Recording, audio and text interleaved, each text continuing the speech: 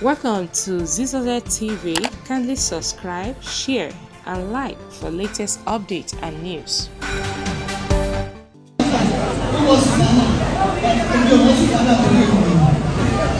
I was born and raised in Zisodel.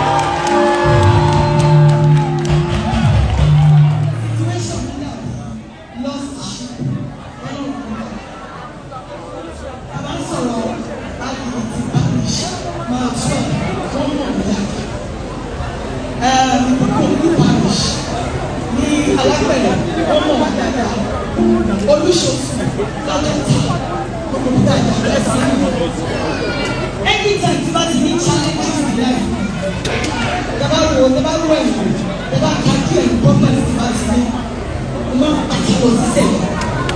but quietly the man padà lọ ní ìfẹ́ lọ́lọ́run ọmọ lọ́láyé tó bá ti ṣiṣẹ́ tán bí májú ọ̀nà ẹ̀kọ́lá. But it's like enough is enough. Stop having to do. Amen. So for me here today is to let you know I was born and raised in Celeste. And I want to advise everybody.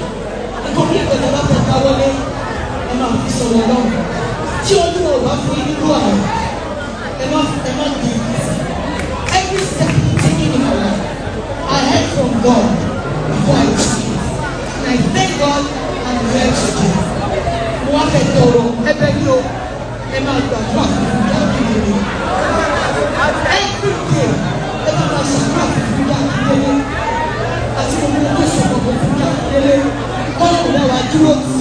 Àmín.